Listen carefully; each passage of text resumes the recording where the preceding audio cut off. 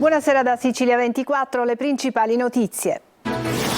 L'incredibile latitanza di Messina Denaro era fra i boss più ricercati, eppure 7 anni prima del suo arresto, fermato a un posto di blocco, non fu riconosciuto.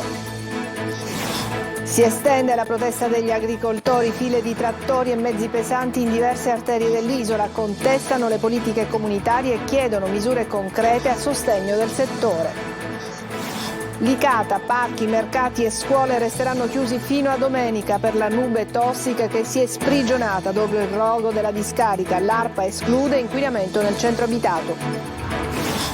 Riaperto il caso di Anthony Bivona, il ragazzo di Adrano morto in circostanze misteriose in Germania. Non convince la tesi del suicidio e il GIP di Roma respinge l'archiviazione.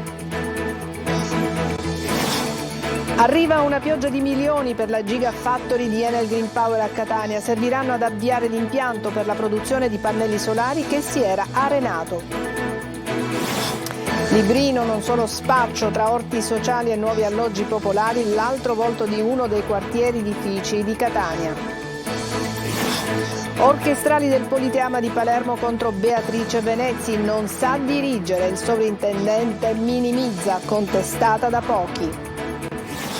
Calcio, il Catania gioca bene ma perde di misura la sfida con il Rimini. Per arrivare in finale di Coppa Italia ai rossazzurri serve adesso una vittoria con 2 reti di scarto.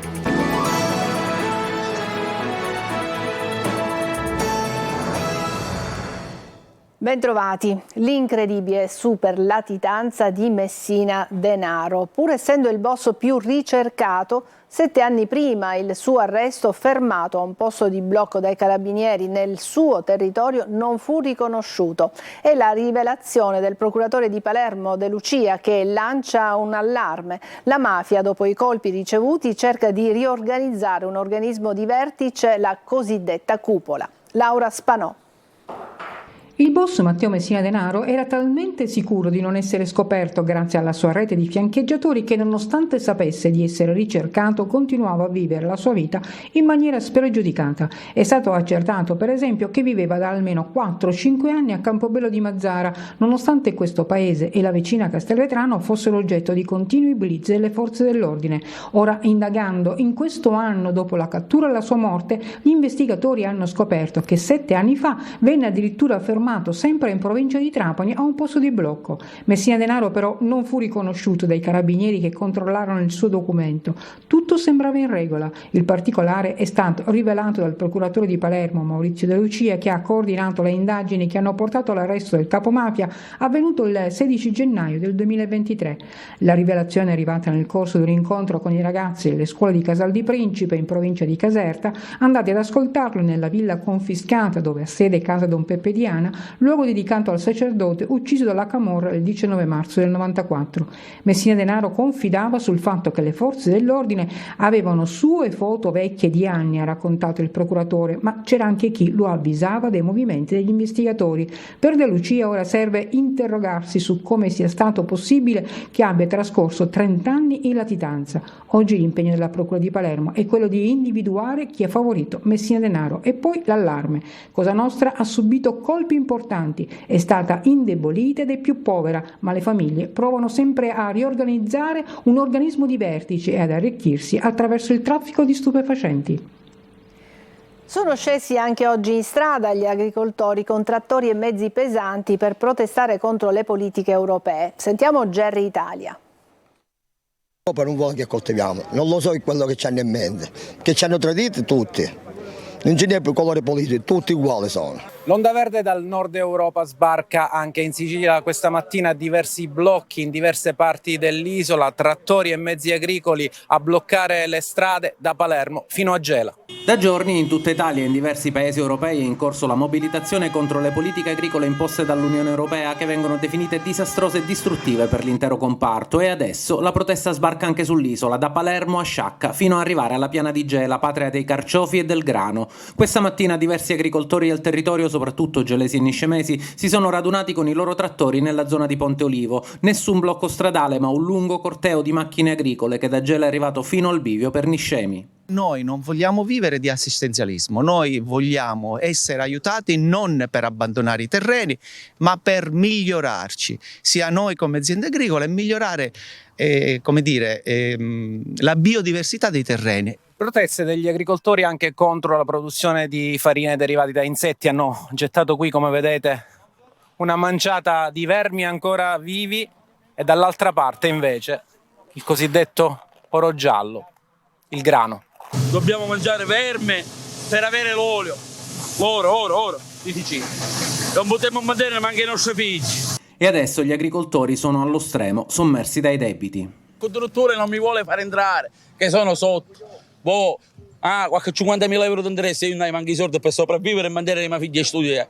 Nei campi locali l'acqua non arriva e le dighe non danno copertura, i prezzi di produzione per le materie prime sono alle stelle, le aziende soccombono perché non riescono a stare su un mercato dominato da produzioni a basso costo che arrivano da mercati esteri e così le aree rurali si spopolano. Il governo nazionale, se vuole dare un aiuto al nostro settore, lo può dare facilmente, bloccando i prodotti che arrivano da extracomunitari, Egitto e Tunisia.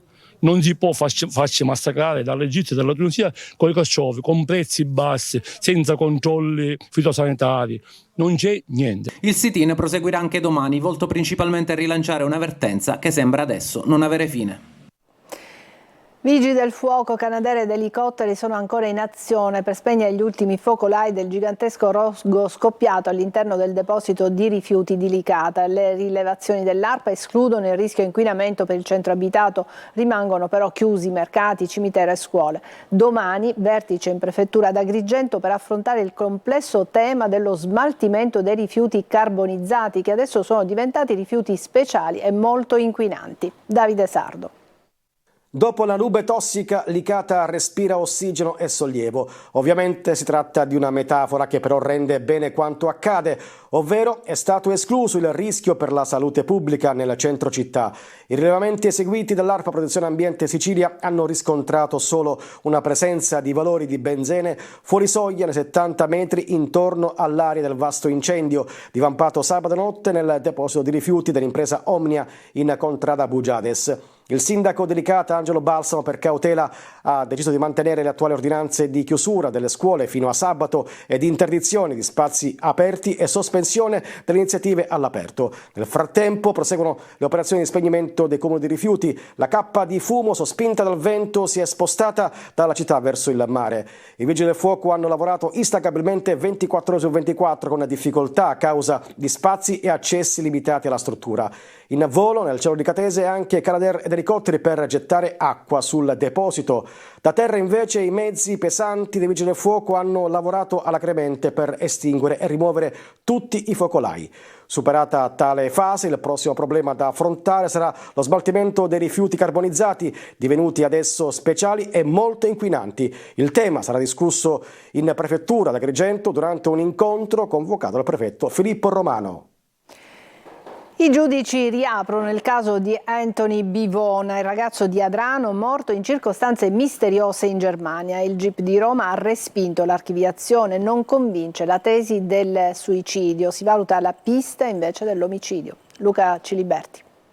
Era la notte tra il 17 e il 18 luglio del 2021. Anthony Bivona da Adrano si era trasferito da tempo per lavoro a Darmstadt vicino Francoforte. Quella sera aveva parlato con la sorella Grazia, qualcuno aveva bussato alla porta, i due si erano salutati velocemente. Da quel momento il silenzio fino alla telefonata della polizia tedesca. Anthony è morto, la polizia chiude il caso come suicidio, un'ipotesi a cui i familiari non hanno mai creduto. Oggi il GIP di Roma ha respinto l'archiviazione e chiesto ulteriori indagini valutando anche la pista dell'omicidio. Nonostante quella che era stata un'udienza concitata nel mese di dicembre scorso, oggi abbiamo incassato questo grande risultato che ci dà fiducia affinché venga fatta la luce, la giusta luce ed emerga la verità di ciò che è successo quella notte in cui si è verificata la tragedia di Anthony. La fidanzata del ragazzo, di origine turca, in una prima versione aveva dichiarato che Anthony si sarebbe impiccato in bagno, invece il corpo è stato trovato nella tromba delle scale del condominio. Subito dopo la morte del ragazzo il cellulare, così come accertato dagli inquirenti, si è spostato per quasi 1 chilometro, ha effettuato una telefonata via WhatsApp, poi cancellata perché non risultasse traccia.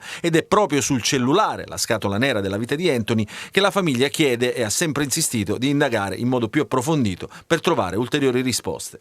Ci aspettavamo che la Procura di Roma rispondesse prima e più solertemente sulla richiesta di autopsia che è arrivata solo dopo 5 mesi. Questo è stato il dato che un attimino non ci ha consentito, almeno dal punto di vista dell'autopsia, di ottenere subito le risposte che chiedevamo, anche attraverso l'audizione di alcuni testimoni che non sono stati adeguatamente sentiti nei tempi vicino alla tragedia, e con testimoni nuovi che invece non erano mai stati sentiti né dall'autorità tedesca né da quella italiana. Adesso saranno sentiti gli amici con cui Anthony aveva contatti in Germania e soprattutto la fidanzata Ilada. In arrivo dalla Banca Europea per gli Investimenti 560 milioni per ampliare la capacità produttiva della Gigafactory di Enel Green Power nell'Etta Valley di Catania. Entro la fine del 2024, annunciano dall'azienda, diventerà la più grande fabbrica per la produzione di pannelli solari in Europa. Emanuela Corsi. Un pacchetto finanziario da 560 milioni di euro per far ripartire il progetto di sviluppo della Gigafactory Trisan di Enel Green Power nell'Etna Valley. Questo, come annunciato dalla stessa azienda, permetterà di passare dagli attuali 200 megawatt circa a 3 gigawatt annui entro la fine del 2024, diventando così la più grande fabbrica per la produzione di celle e moduli solari in Europa.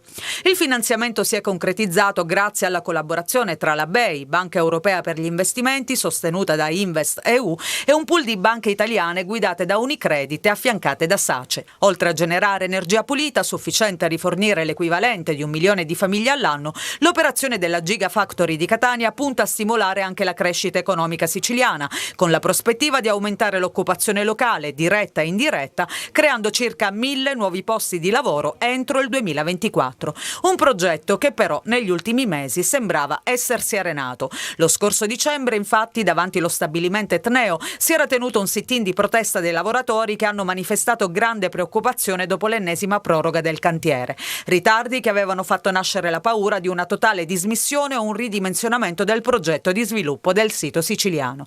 Il progetto supporta la più ampia missione di REPower EU, contribuire a raggiungere l'obiettivo dell'Unione Europea di produrre quasi 600 gigawatt da fonte di energia solare entro il 2030, riducendo così in parallelo la dipendenza dalle importazioni di gas e diversificando gli approvvigionamenti di componenti fotovoltaiche da quelle cinesi. Una rifunzionalizzazione parziale dell'area dell'ex stabilimento ex Fiat attraverso una nuova localizzazione dell'interporto di Termini Imerese rispetto a quanto previsto dall'attuale progetto preliminare. Questa è la proposta della sindaca di Termini Imerese, Maria Terranova, fatta oggi al tavolo tecnico che si è tenuto all'assessorato alle attività produttive regionale con i sindacati e le istituzioni. Un tavolo che vuole trovare una soluzione all'annosa vertenza dell'ex Fiat di Termini Imerese. Dopo gli arresti per droga, Librino cerca di rialzarsi. Oggi vi mostriamo il volto sano, quello più bello, quello degli orti sociali realizzati dove un tempo c'era una maxi discarica. Intanto si lavora anche per realizzare alloggi popolari sul viale Moncada. Tonino De Mana. Si può aggiustare, Librino si può sollevare finalmente. Una ventata di fiducia e di speranza arriva da Franco, uno degli ortolani di Librino, perché Librino non è solo spaccio di droga, degrado e spazzatura. Da queste parti si respira un'aria nuova e soprattutto salubre, dopo che per anni questo terreno era una mega discarica. Ci troviamo in uno degli orti sociali dove non solo si semina cibo sano, ma contemporaneamente germogliano collaborazione e inclusione. E se al Viale Nitta 12 ieri è stata azzerata l'ennesima piazza di spaccio con 14 arresti e 31 indagati, gli ultimi 2 si sono costituiti ieri sera, qui si coltivano amicizie e rapporti umani. Noi dopo le fatiche del lotto ci riuniamo qua sempre un po' di persone, portiamo da casa se c'è qualche cosa da mangiare e ci passiamo un po' di tempo che facciamo una scampagnata. Siamo l'invidia del Librino. Librino non è tutto brutto, assolutamente no. Venite qua e vedete l'oasi che c'è, è una cosa meravigliosa. Ci sono tanti ragazzi che sono fuori e qualcuno viene qua, vuole un qualche pezzettino di lotto, questo qua.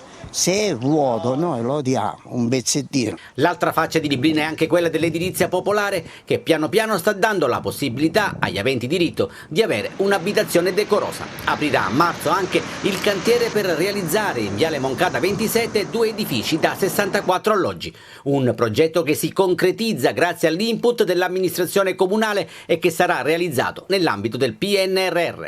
Poco distante dal cantiere, dove verranno realizzati gli alloggi, l'immancabile incendio di spazzatura rende l'aria irrespirabile. Per fortuna il vento soffia in direzione opposta, così gli orti sociali sono a riparo da fumo e diossina, almeno per oggi.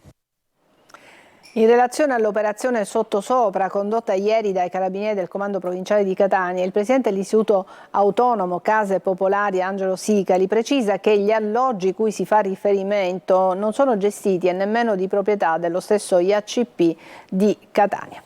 E adesso una pausa, tra poco.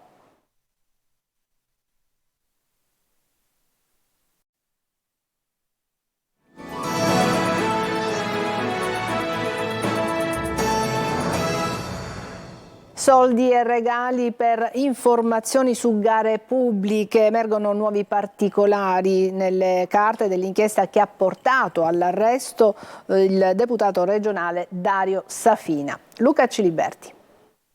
Concorsi truccati e nomine in cambio di favori, gare pubbliche pilotate. Protagonisti un deputato regionale del PD di Trapani, Dario Safina, 2 dirigenti e un consulente della municipalizzata che si occupa della gestione e raccolta dei rifiuti in città e un manager di una impresa del settore della pubblica illuminazione. E come spesso accade, è una casualità a far scattare le indagini. L'inchiesta parte nel settembre del 2020 dopo l'incendio di un impianto di raccolta di rifiuti della Trapani Servizi SPA.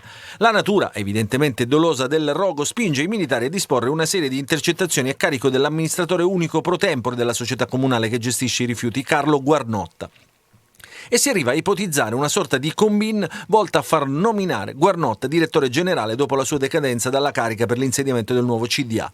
Il piano sarebbe stato realizzato truccando il concorso che avrebbe dovuto designare il dirigente, banda aggiustata d'arte in cambio della consulenza di un altro coinvolto nelle indagini, Rosario Bellofiore. Per superare le perplessità del sindaco di Trapani, Tranchida, sarebbe intervenuto proprio Dario Safina, all'epoca assessore ai lavori pubblici del comune di Trapani. Safina spunta anche in un altro capitolo dell'indagine. Il parlamentare regionale avrebbe fatto avere a Cristian Valerio, anche lui indagato, manager della Green City Light, informazioni che avrebbero fatto vincere alla sua società gare pubbliche bandite dal comune di Trapani. In cambio avrebbe avuto 50.000 euro per iniziative comunali, 10.000 euro per le luminarie cittadine, 4 telecamere da installare accanto a 2 fontane cittadine per la videosorveglianza, 2 dispositivi di illuminazione di un'opera d'arte, regali che secondo i PM sarebbero stati sollecitati da Safina, ora deputato regionale del PD, per conseguire il personale vantaggio di accrescere la propria visibilità e quindi il personale consenso presso il corpo elettorale.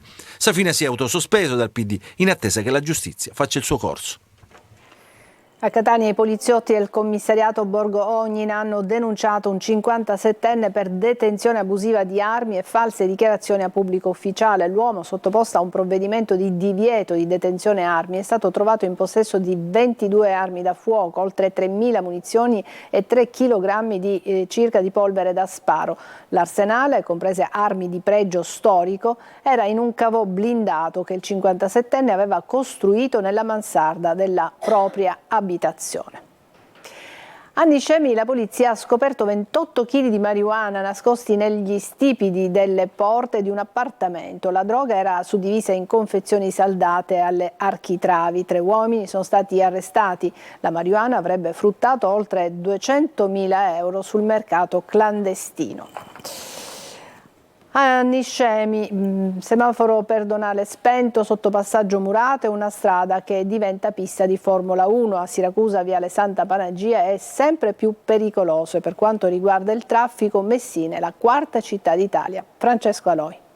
Una strada che molto spesso scambiano per pista di Formula 1 e invece il viale Santa Panagia. Attraversare qui diventa rischioso. Qua sempre sfrecciano le auto, se non c'è mai nessuno. Sfrecciano sempre, perché qua un vigile urbano non si vede neanche a pagarlo 1.000 lire. Ci sono dei motori che camminano fortissimo e io sento il rombo da casa mia che è pauroso, che mi fa pure paura.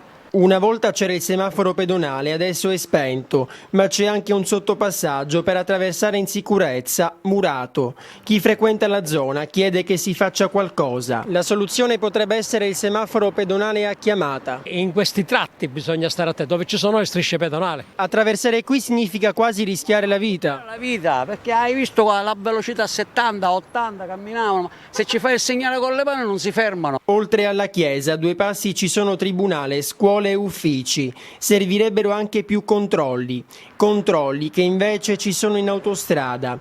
Quasi 8.000 le infrazioni contestate dalla Polstrada di Siracusa nel 2023. Tantissime multe e 0 incidenti mortali. Troppe macchine! È un traffico tentacolare, vorticoso, che ci impedisce di vivere. E intanto questa scena di Johnny Stecchino è ormai superata. La città dove c'è più traffico in Sicilia non è più Palermo ma Messina.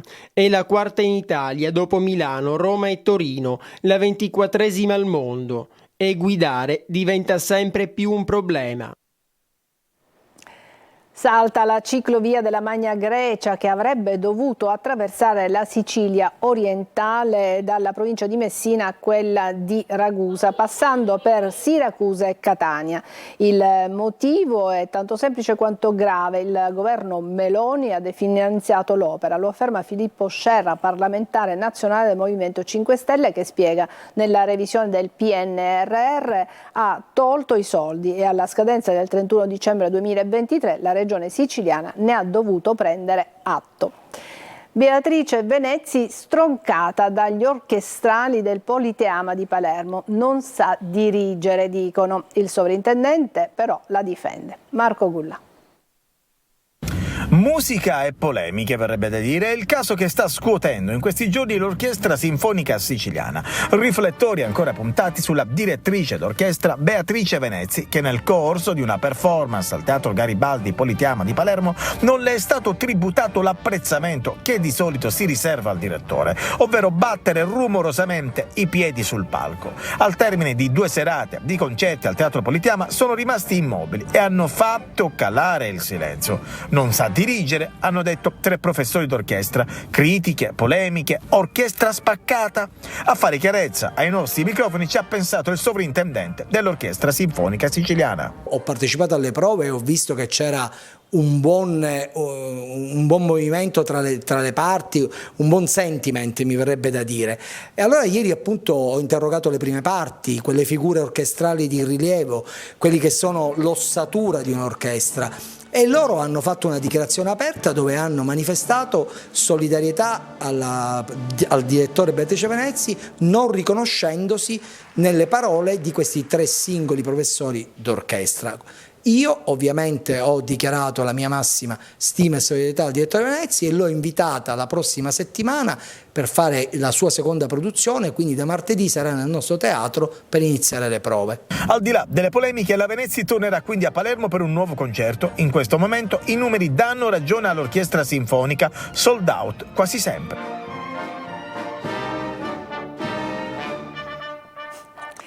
Breve pausa e ancora poi il calcio.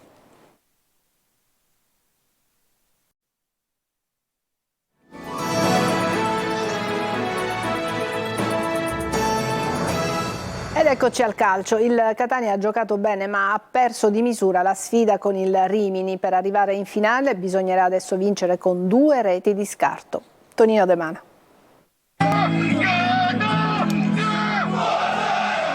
1000 tifosi al seguito per spingere il Catania, ma i rossazzurri al Romeo Neri di Rimini incappano in una serata nera, perdendo 1-0 la sfida contro i romagnoli, valevole per la semifinale d'andata di Coppa Italia. Per arrivare in finale servirà il calore del Massimino per ribaltare un risultato per la verità bugiardo.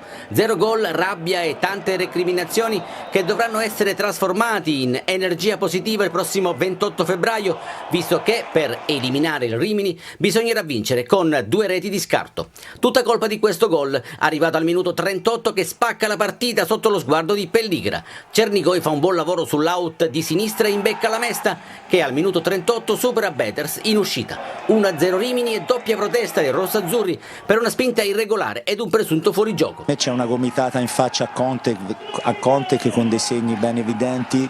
La squadra tra virgolette si ferma un attimo perché attende il fischio dell'arbitro con conseguente espulsione. L'occasione del pareggio arriva subito dopo, ma Costantino da posizione favorevole timbra il palo. Nella ripresa Lucarelli cambia modulo e getta nella mischia Buà e Cicerelli per Curado e Costantino, passando alla difesa a 4. Il Catania perde in lucidità ed i padroni di casa difendono con ordine e ripartono in contropiede gestendo palla e partita. Compito più agevole dal minuto 30 della ripresa, quando un'entrata scomposta su Jacoponi costa il rosso a Zammarini che lascia la squadra in inferiorità numerica. Un quarto d'ora più 6 di recupero che vengono gestiti dai romagnoli, con il Catania che evita di scomporsi troppo per non subire il 2-0. Tutto rinviato al match di ritorno, quando il fattore Massimino potrebbe fare la differenza. Non posso dire niente ragazzi, loro hanno fatto tutto il possibile per vincere questa partita. Ringrazio anche i tifosi perché alla fine ci hanno applaudito, hanno capito lo sforzo dei ragazzi anche in 10. Se potremo giocare la partita di ritorno con un modo diverso e sapete a cosa mi riferisco, può darsi che abbiamo delle buone possibilità di raggiungere comunque la finale.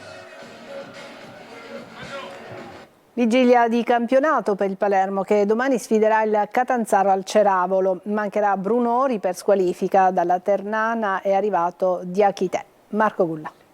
Un altro innesto per Eugenio Corini, il Palermo ha chiuso per il difensore della Ternana Diachité, che già oggi sarà rosanero e a disposizione del tecnico, ma che probabilmente non potrà essere arruolabile per la partita che il Palermo giocherà domani a Catanzaro. Un anticipo che è uno dei derby del sud, del campionato cadetto. Ed è una squadra che spesso ha vinto e ha alternato sconfitte, dunque sull'equilibrio generale diciamo che non è la partita proprio giusta perché è una squadra che fa gol e noi abbiamo dimostrato di farne ma anche di subirne, dunque mi aspetto oggettivamente una partita dove le due squadre proveranno a giocare, proveranno a superarsi e noi su questa attenzione, su quel qualcosa in più su cui abbiamo lavorato possiamo fare la differenza e questo che è quello che ho detto l'altra volta e che non mollerò un centimetro su questo, dobbiamo andare a cercare. Eugenio Corini sceglie la strada della continuità. A Catanzaro dovrebbe essere confermata gran parte della formazione che ha battuto il Modena. La più grande novità riguarda l'attacco. Brunori è squalificato. Al suo posto dovrebbe giocare Soleri, eroe dell'ultima partita. Out anche Lucioni in Desplas, entrambi infortunati. Insigne e Di Francesco completeranno il reparto offensivo. Al centro della difesa conferma per Nedelciaro e Ceccaroni. Ci fermiamo qui, è tutto per questa edizione di Sicilia 24. Grazie per averci seguito, buona serata.